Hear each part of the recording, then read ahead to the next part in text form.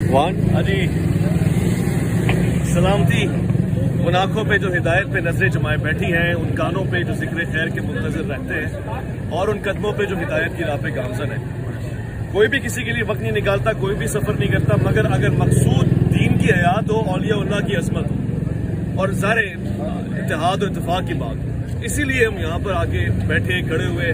میں آپ کو صبح سے گھڑی دکھا رہا ہوں، اور اس وقت بھی میں آپ کو گھڑی دکھا رہا ہوں، اور گھڑی تو آگے کی طرف جا رہی ہے، مگر ایک آدمی کی عزت نیچے کی طرف آ رہی ہے، اور اس سے پتہ لگ رہا ہے کہ یہ جو سارے لوگ کھڑے ہوئے نا، یہ حق کی متلاشی ہیں، یہ اچھی بات سننا چاہتے ہیں، یہ حق کو واضح ہوتا ہوا دیکھنا چاہتے ہیں۔ مرد کلندر یہی ہوتا ہے، مگر ہم تو جی کمرے کے بہت قریب تک آ گئے۔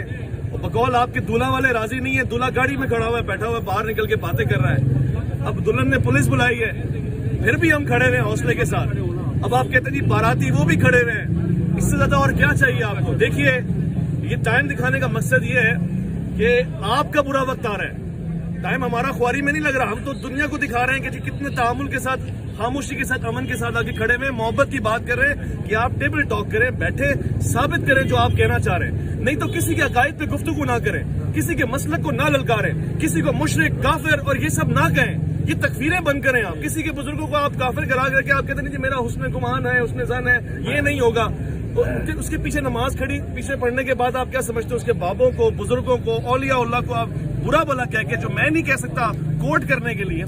تو ہم نے صرف ان سے یہ درخواست کی تھی، میں تو ایک بیچ کا آدمی ہوں نا، میری کوشش یہ ہے کہ میں مفتی صاحب کی جرأت کو سلام پیش کرتا ہوں۔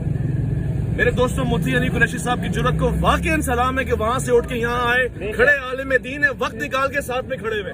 اور مجھے شرمندگی اس بات پہ ہے کہ ایک عالم دین کو میں نے ایک ایویں آدمی کے پیچھے خوار کیا ہے۔ یعنی ہم تو عالم سمجھ رہے ہیں، ہم عالم سمجھ کے آپ کے پاس آ رہے ہیں، مگر جو آپ کا سلوک ہے وہ عالم والا نہیں ہے، جو کردار ہے وہ عالم والا نہیں ہے، جو گفتگو ہے وہ عالم والی نہیں ہے۔ اس کا مطلب یہ ہے کہ پھر تو آپ چھوکرے ہی ہوئے نا، وہ جس سے آپ چڑھتے ہیں۔ دیکھیے ابھی بھی وقت ہے، ہم بڑے دل والے لوگ ہیں اور حیدر کرار کے ماننے والے ہیں۔ کیا کھڑے ہوئے آپ سے جنگ لڑنے کو نہیں کہہ رہے، علمی کتابی گفتگو کرنے کو کہہ رہے ہیں، جو آپ کا دعویٰ ہے، اور ہم اپنی منجیاں لے کر آئے کہ ٹھوک کے دے منجی کا کاریگر۔ اب اور کیا بولیں ہم اس سے؟ آج کی کی بات کیا ہے؟ مگر میں کہوں گا ہمارا طریقہ نہیں ہے کہ ہم آپ کو گالی دیں گے، آپ بھلے دے رہے ہیں، ہمیں برا لگ رہا ہے، ہم قانونی سلسلہ بھی اپنا رہے ہیں، شرعی سلسلہ بھی اپنا رہے ہیں، مگر اب آپ کو جواب دینے کے لیے صرف ایک جملہ کہیں گے اگلی مرتبہ 26 نومبر reverse damage have been done, reverse damage have been done, Mirza صاحب ہیو بین ڈن۔